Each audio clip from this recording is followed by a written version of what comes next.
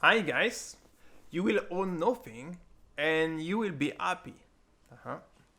So Schwab is saying that, okay, and a lot of people are actually not spending time to pause and understand what he's saying. Um, there's one thing fundamental is that a lot of things the people driving the Great Reset are doing are actually in plain sight. They say things openly, and you understand things in one way where they actually mean something else. Double talk, right? You understand things in one way where they actually mean something else. And in a context where they actually even change the definition of words, then it's even more likely that you understand something else.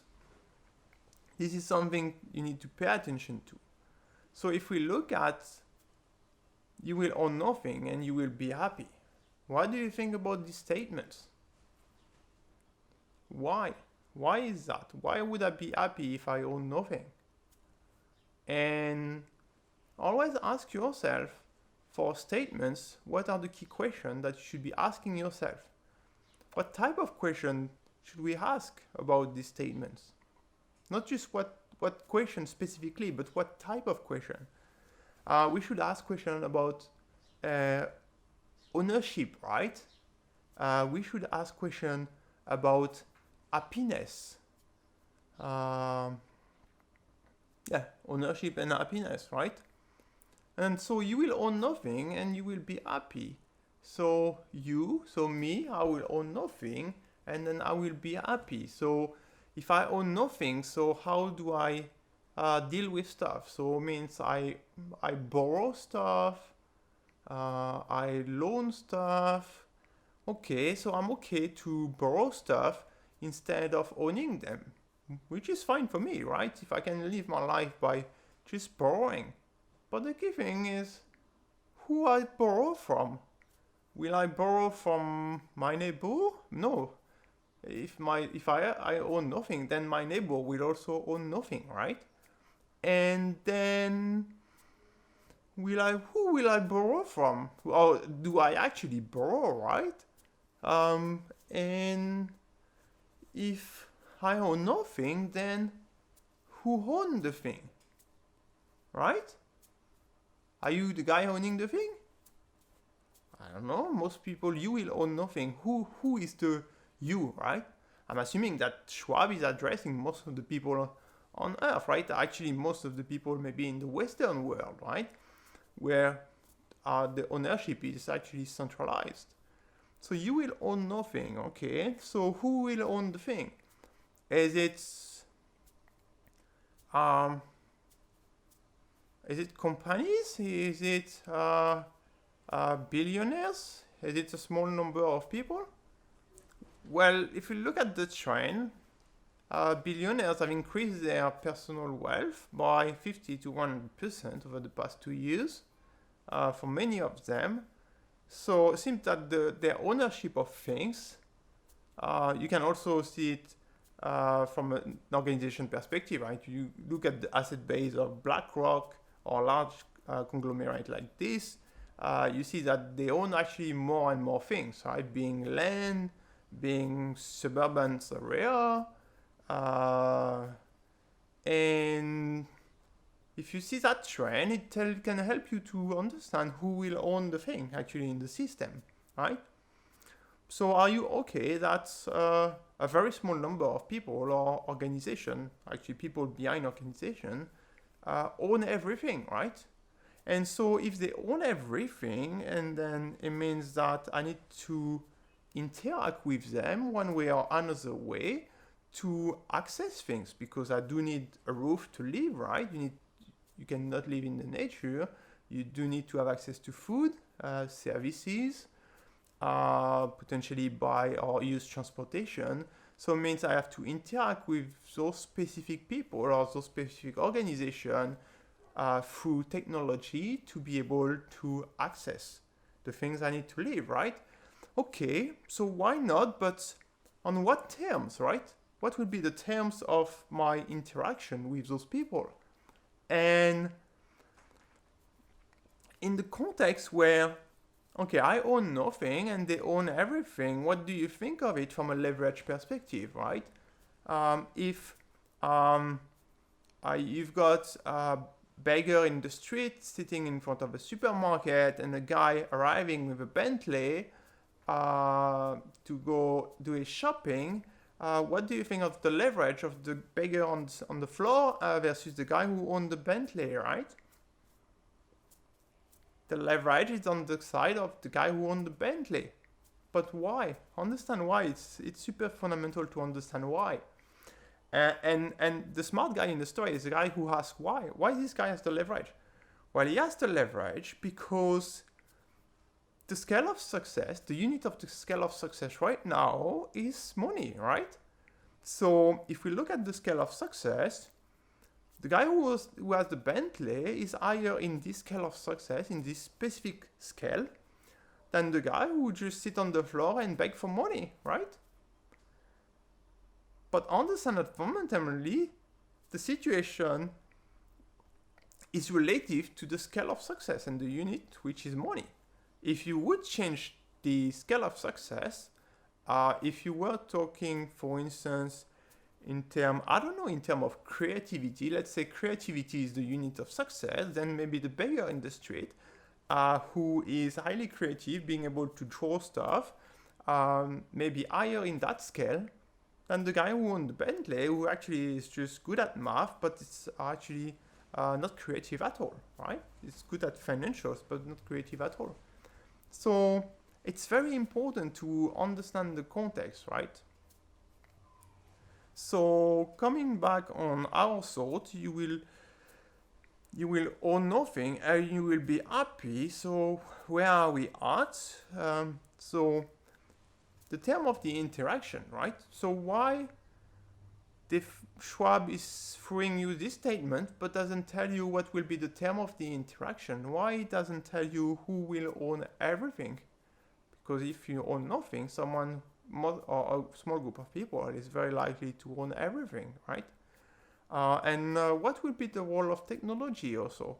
But will there be a gated access to using goods and services? And again, what will be the term of the contract, right? And I think it's there that it is fundamental, because if you have no leverage because you own nothing, so you are in a system where leverage, as we saw with the example of the guy with the Bentley, is acquired by acquiring money. The more money you have, the more leverage you have in terms of influence, power, decision making. As you own the things, you can define terms of the relationship, the term of the interaction. And I don't know for you guys, but I'm not okay with not knowing the terms and deciding that the allocation will and the ownership will go to some specific people without even knowing the terms of what's happened next. It's to me, it's a scam. It's obviously I don't need to go really far into the analysis to smell something. My instinct tell me it's a scam. It's simply a scam. Why would people, based on what they have done why would people seek the well-being, the good being of all other people when if you look at it from an historic perspective, the behavior of these very same people has been to progress their self-interest and not the interest of most of the people within society. I mean, we would have seen it if they were promoting well-being of all of the people, right? From an health perspective, from a mindset perspective, from happiness perspective. And in the first place, if you think about it, the scale of success would not be money if people who run the system really care about other people.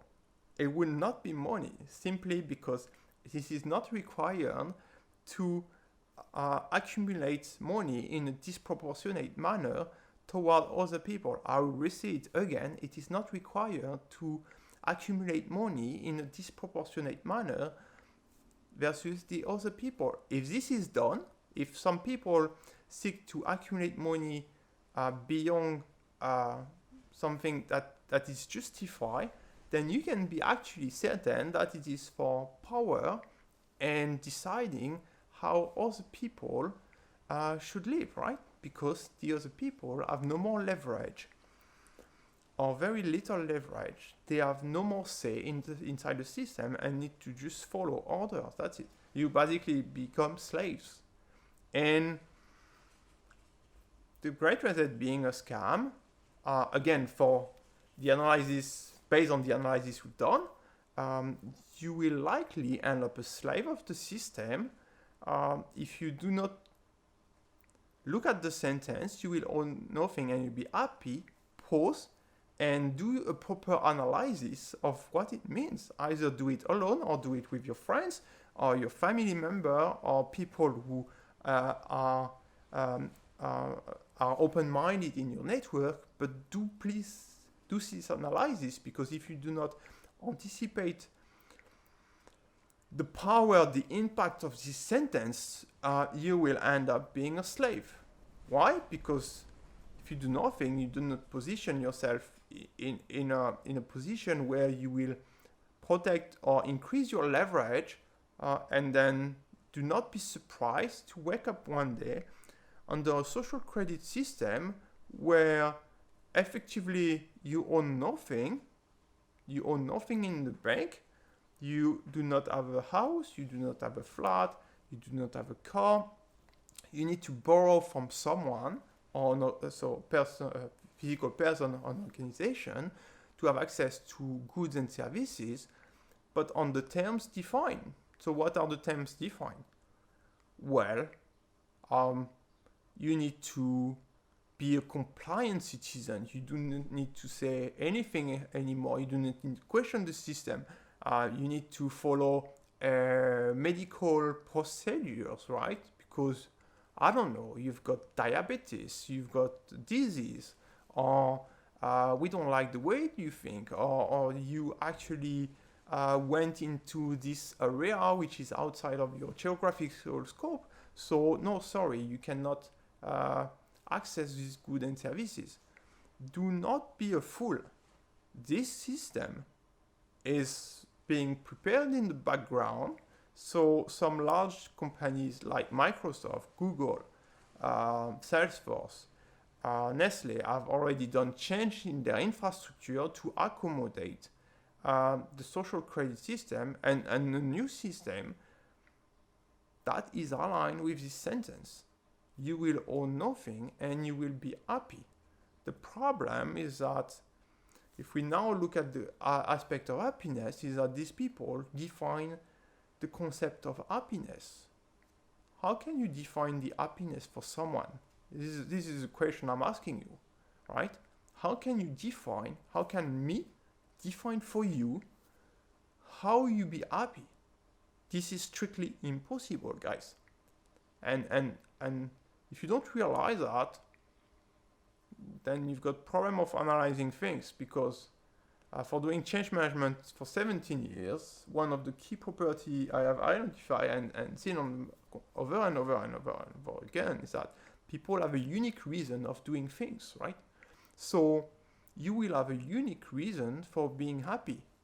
Your happiness may be just to walk in a field in summer. Your happiness may be just to eat a piece of yogurt, right? Your happiness may be in food. Your happiness may be in travel. Your happiness may be into talking to other people. Your happiness may be into playing sports. Your happiness may be into dreaming at night. This is your happiness, your own happiness, and no one should be defining the term of or how you should be happy. This is insane, and I do think it's basically only a totalitarian state could tell you, your happiness should be based on this, and this, right? It's like it's if you think really about it, it's totally insane. The rational, the thinking is insane. But it is not surprising coming from the type of people that are running the Great Reset and promoting this ideology, right? If you think that the sentence is actually related to you will own nothing and be happy in terms of resource usage, you are a total fool, because again, these people will accumulate all the resources. You will have strictly zero leverage. It means you will be a slave, because you will depend on agreeing to any term of contract that you have. Actually, the term will be actually moving most of the time. So it will be a moving target, a framework where actually you saw it during COVID and the pandemic, right? Moving target in terms of framework, a framework that totally changed from one day to another one from a regulation perspective. And you should expect the same under the social credit system, because these people will also, you will have infights on within their own group on also the term and what you need to apply one day to another one, right? It's like there's no end to the term, to the condition you can put when you own everything, the condition you put to other people. Basically, you can put any silly condition, as we saw during COVID, and this is good, because you had a glimpse of what's happening next in terms of regulation, right? They will be the same people, right? There is no reason why these people will behave differently. Never forget that a woman who buys high heel will not have a brain to buy a high heel or to buy a car. This is the same brain. So what it means that the behavior of those people who have abused control, right, abused authority, will be exactly the same under the upcoming system. They will behave in the same manner. Why? Because they don't have a brain for buying a car and a brain for buying a sofa. This is the same brain. It is functioning in the same manner, according to the same values, same criteria, right? So it's obvious, but you need to spot the obvious. You need to realize what is obvious so that you can really anticipate things. I hope that was useful. I hope I make you question a bit more yourself and the sentence itself. You will own nothing and you will be happy. I really invite you to understand that, and then if you think that the Great Reset is actually a threat, go toward action. See what you can do on the confront side, derailing the Great Reset. You've got a lot of resources on Bipolarizer to do this. Good luck. Bye.